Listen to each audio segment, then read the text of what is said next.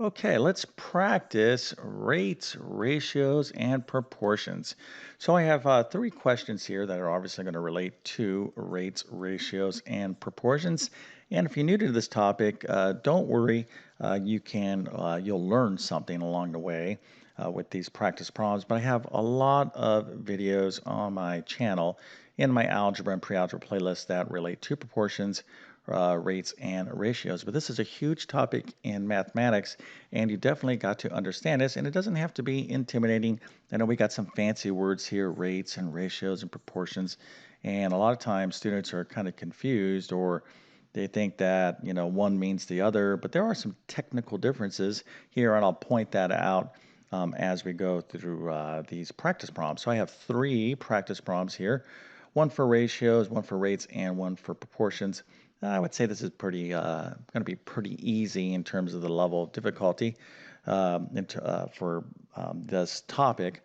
But again, you should be able to ace these questions I want to be going over. And if you're confused about anything, well, stick to the video. You're going to learn something, but follow up. Make sure you definitely understand proportions, rates, and ratios because they will be coming up over and over again in your math adventures.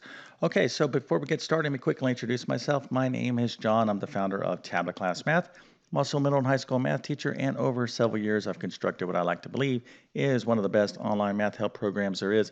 I'll let you be the judge of that. If you're interested, you can find a link to my math help program in the description of this video. But I have over 100 plus different math courses. Of course, I have the big staple courses like Algebra 1, Algebra 2, Geometry, Pre-Algebra, College Algebra. I'm going to be launching pre-calculus here soon, but I have many specialty courses, test preparation courses, for example, like to get yourself ready for the GED or ASVAB test or college placement exam, teacher certification exams, I already said that, ACT test. So what I do with all my courses is I do a lot of research on what's going to be on those particular tests, and I kind of build custom courses for those demands, okay, or for that particular test. So it's a lot of work. It's taken me years to build. And if you need math help, okay, whether you need assistance in a course that you're taking, you need to take a full online class or like homeschool, I do it all. So just check out my math help program and you can see the various options there. But I think you'll be very happy with that if you're looking for math help. Now, YouTube is a great platform to get assistance, and that's why I make these videos there for you. But you have to do something as well. And if you're a math student, you have to do the following. Okay, you have to take great math notes. Over decades of teaching math, there's one thing is apparent to me. I call it my golden rule math. That is, those students who take the best math notes almost always have the best math grades, and those students who don't take math notes who think they have some like photographic memory. They could just remember every single thing. They kind of talk themselves into that. Like, I got that. Now, are there people who have photographic memories? Yes. They're like very 0.00001% of human beings out there. I'm not saying there isn't or there isn't prodigies and stuff, but listen, even those folks, I'm sure, take notes. You have to take notes. Don't rely on your best friend in the back of the class because they write neater than you. You're like, I like your notes better than mine. When you're done with your notes, I'll just copy your notes, whatever the case is. Listen, I've done it all. I was a student once, and believe me, when I was at school, until I really got serious in my math degree program, you know, uh, I found out pretty quick the consequences of not taking great math notes. So listen, do the work, okay, and really work on your note taking. It's going to pay off big time, okay? But it's not optional, right? You got to really work hard at taking great math notes. So improve if you need to improve, and most of us, all of us, can. There is room for improvement. But in the meantime, you need something to study from. So I have detailed comprehensive math notes to include pre-algebra, algebra 1, geometry, algebra 2, and trigonometry. You can find links to those notes in the description of this video. Okay, now let's get into rates, ratios, and proportions. Let's take a look at our practice problems here.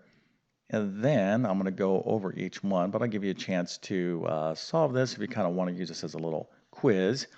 So again, if you're not, if you don't know how to do these problems, you just go back to some of my other videos on these topics to kind of learn about it. And you can come back to this video. So here is our first problem. A car goes 120 miles in 3 hours. How fast is the car going in miles per hour? Okay, so that's our first question. Our second question, okay, of course you can pause the video, rewind it to see these questions one by one. Our second question is, a school has a student-teacher ratio of 20 to 1. The school has 1,600 students. How many teachers does it have? Okay, so that is our second question. And then our last question we'll be doing here in this little practice problem set is 3 over 10 equaling to 1/3, or 3/10 equal to 1/3, a proportion. Okay, please explain why or why not. Justify your answer. That is our 3 questions. So again, let's go back to question number 1. If you want to pause the video and work through these, or if you just want to see me solve these problems, just continue to watch the video because I'm going to do this right now. Again, if you don't want to see the solutions and you want to work on these problems, pause the video, rewind, etc., because I'm going to get into the solutions right now. Okay, so here we go. Number 1, a car goes 120 miles in 3 hours. How fast is a car going in miles per hour? So this is an example of a rate, okay? A rate. Now, yeah, I got the word here, the solution here, but let's just talk about a rate, all right? This word rate is oftentimes, synonymous with speed, the speed of something, or the velocity of something, okay? So if you're thinking like a car is going, I didn't use the word rate in the question here, but if you're thinking about, is this a rate or a ratio? Well, it's a rate, okay, because we're talking about what's the rate of the car, what's the speed of the car, but what is the definition of a rate or a ratio? Okay, well, I'm gonna go ahead and just review this right now. Rates, ratios, and proportions are all fractions. We're talking about fractions. We're comparing two numbers. In this case, we're comparing 120 miles and 3 hours, and we're going to do that as a fraction. So this car is going 120 miles, and then this fraction bar, we would say the word per, okay? It's going 120 miles per 3 hours. Now, what makes this a rate and not a ratio is the units of measure, okay? We have to really focus in on the units of measure here. We're comparing distance, miles, and time. We're comparing two different units of measure, distance, okay, and time. All right? Anytime you're comparing two different units of measure in a fraction, that is a rate. Okay, so miles per hour is a unit of measure of a rate. Okay, so let's just kind of erase all this, but that's what this is. Again, we're practicing these concepts. Just a quick review, but this little problem here is not a substitute for you learning more about rates, ratios, and proportions. But if you didn't know anything, now you know. Okay, so 120 miles per 3 hours. This is the way I can express this as a rate. But I want to know miles per hour. Okay, so that means I want to get what we call the unit rate. Okay, sometimes you're asked to find the unit rate or ratio, and that's when the denominator is equal to 1. So if I simplify 120 over 3, now I reduce that fraction, that's 40 over 1, okay, because 3 goes into 120, 40. So this is 40 miles per 1 hour, or 40 miles per hour, because it's 1 hour, okay? So that's the miles per hour. So how fast is this car going in miles per hour? It's going 40 miles per hour. Now, if you kind of just, divided 120 by 3 and you got 40 and you're like, yeah, 40 miles per hour, yeah, that's good, okay? But were you in command of the concepts? Can you fully explain? Could you teach this to your little brother or sister and be like, listen, here, I'm going to teach you how to do rates, da da da da da. This is a good way to know if you know something. If you can teach something in a really concrete way, like in a complete way, then that means you really have learned it. Okay, that's a very, very good indicator to see if you really understand something, is if you can teach it. All right, so let's move on to our second problem. And of course, this is about everyone's favorite topic, school.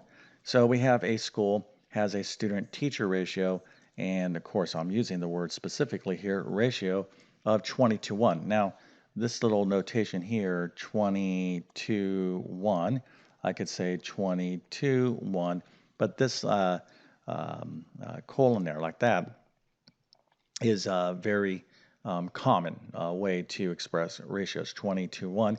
And this description is very common as well. So, there's in a classroom, there'll be 20 students and one teacher. So that's kind of like the policy of the school. Hey, look, we're going to have, for every 20 students, there'll be one teacher. Okay. So the question is, the school has 1,600 students total. How many teachers does it have to obviously be in alignment with this 20 to 1 ratio? And of course, being told it's a ratio. Now let's take a look at this here, because sometimes there's some confusion. So 20 to 1 student-teacher ratio is one teacher for every 20 students. Now, some of you might be like, aren't these units different? Teachers and students? You're like, no, they're not, because what are we counting here? Okay, we're counting human beings. We're counting people. Now, some of you out there are like, well, teachers are not really human beings. They don't count. Listen, I'm being kind of funny. Of course, no, teachers are people too. Even math teachers, we are human beings. So we're talking about people, right? We're counting people in the numerator, we're counting people in the denominator, all right? Whereas a rate, we're counting miles, distance, which is completely different than the concept of time. So that is a ratio. Ratio is when you're comparing two values in a fraction and the units of measure, what you're counting conceptually, the units of measure are the same, okay? All right, so, but again, it can be a little confusing because teachers and students seem to be different units. They're not. Okay. So what we're going to do here is we're going to set up a proportion to solve this problem, okay? And a proportion is two equal fractions. So I have one teacher one teacher to 20 students is the same as how many teachers, okay, I don't know how many teachers, it's X amount, that's what I'm trying to solve, to 1,600 students, okay? So whatever this fraction is, okay, it's going to be equal to this fraction, okay? This fraction, when I get the right number of teachers, all right, this would reduce down to this right here, 1 over 20, okay, the unit ratio. Well, it's not technically the unit ratio because 1's not a denominator, but you get the idea. Okay, so this is a proportion. This is how you set up this problem. So again, one teacher to 20 students. How many teachers to 1,600 students? All right, well, how do I solve this problem? Well, you got to know a little bit about proportions, and this is what we call the means are equal to the extremes, but I like to just use the good old-fashioned cross product. So we could just cross multiply to solve this proportion. All right, so 1,600 times 1 is 1,600. 20 times x is 20x. To solve this basic equation, all I need to do is divide both sides of the equation by 20. I get x is equal to 1,600 divided by 20. Of course, you can just cross cancel and you can see that x is equal to 80. And what does x represent? Well, this was the amount of teachers that I need to have that 1 to 20 student teacher ratio. So x is represents 80 or 80 teachers. Okay, so with our student population of 1,600 and a student teacher ratio of 1 to 20, you're going to need to have 80 teachers.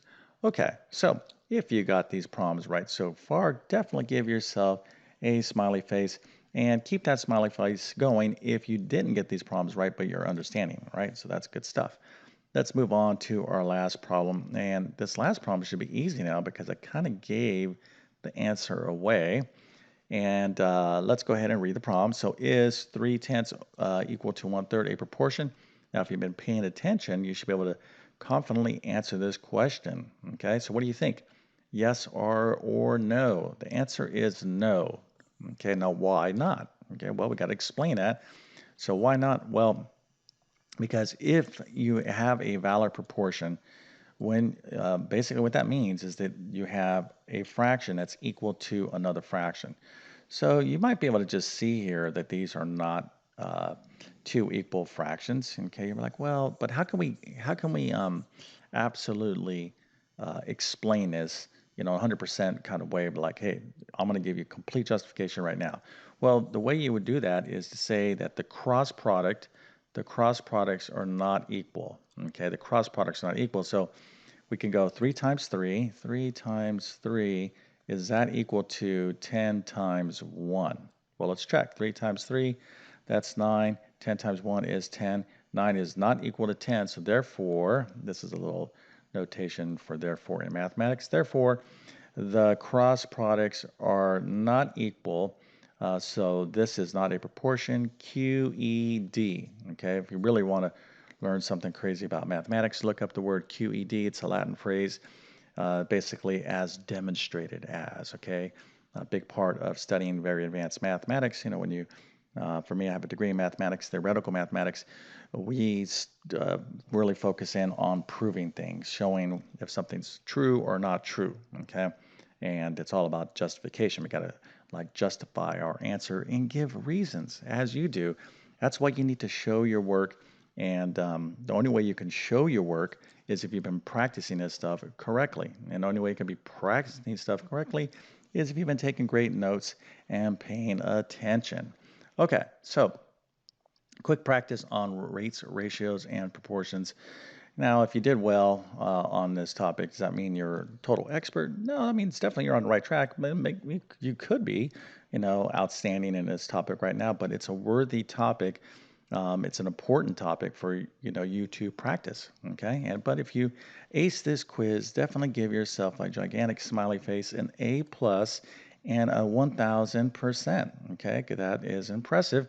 That means you're doing well in math, but you got to keep it up, right? Because there's a lot of topics that are coming your way. They're going to be new and exciting. But as far as this video goes, if you found it interesting or if you liked it in some way, please consider smashing that like button. And if you're new to my YouTube channel, please consider subscribing.